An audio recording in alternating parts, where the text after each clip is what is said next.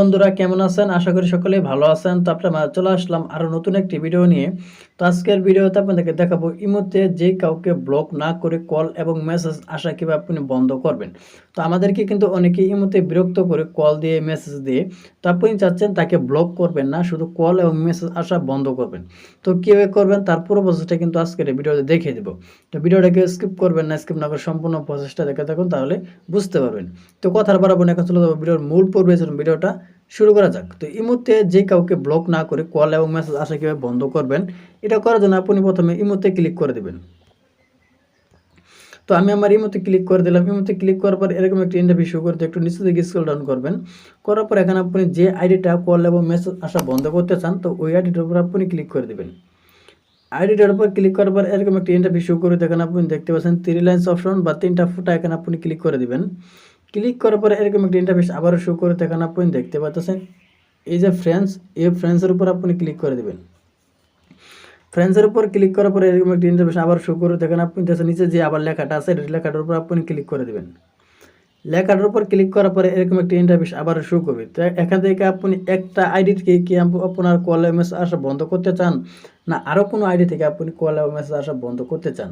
যদি আপনি একটা আইডি থেকে কল মেসেজ আসা বন্ধ করতে চান, তাহলে কিন্তু উপর দিকে আপনার টিকমার দেওয়া থাকবে। আর যদি আপনি আরও দিতে চান, তাহলে এরকমভাবে টিকমার বসে এই যে ডান, এখানে ক্লিক করে দেবেন। ডানে ক্লিক করার পর এখান থেকে আপনি পাসওয়ার্ডটা দিয়ে দেবেন। আপনি পাসওয়ার্ড সিলেক্ট করে নেবেন। আপনার ক্ষেত্রে কিন্তু পাসওয়ার্ড দেখাতে পারে। পাসওয়ার্ড দেওয়া হয়ে গেলে এখানে ওই যে উপরে যে লেখাটা আছে, এখানে ক্লিক করে দিবেন।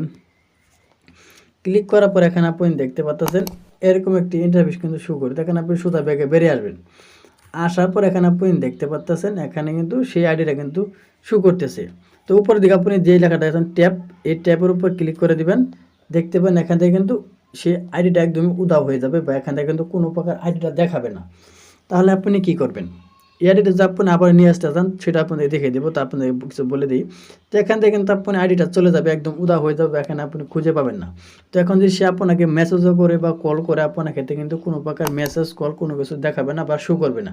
তো সে কিন্তু অ্যাক্টিভ দেখাবে, আপনার যে অ্যাক্টিভ আছেন সেটা কিন্তু তার মোবাইলে দেখাবে, যে বা আপনি লাইনে আছেন। সে কোনো মেসেজ করলে কিন্তু আপনার মোবাইলে আসবে না বা দেখাবে না।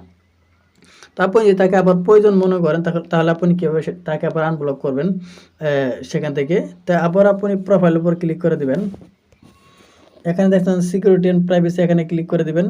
আবারও ইনভাইট ফ্রেন্ডস, এখানে আপনি ক্লিক করে দিবেন। ক্লিক করার পর এখানে আপনি ফিঙ্গারপ্রিন্টটা দিয়ে যে নিচে দিকে যে আইডিটা দেখতে পাচ্ছেন, এই যে এখানে এরকমভাবে সেটাকে আপনি রিমুভ করে দেবেন। এরকমভাবে সবগুলো আপনি রিমুভ করে দেবেন। রিমুভ করে দিলে কিন্তু এখান থেকে একদমই রিমুভ হয়ে যাবে। তার সাথে কিন্তু আবারও কথা বলতে পারবেন। তো এই ছিল মূলত আজকের ভিডিও। আজকের ভিডিওর মনে ক্লিয়ারলি বুঝতে পারছেন। তো আজকের ভিডিওতে ভালো লাগে অবশ্যই একটি লাইক করে দিবেন, আর প্লিজ চ্যানেলটি সাবস্ক্রাইব করে আমাদের সাথেই থাকবেন। তো সবাই ভালো থাকুন, সুস্থ থাকুন, আল্লাহ হাফেজ।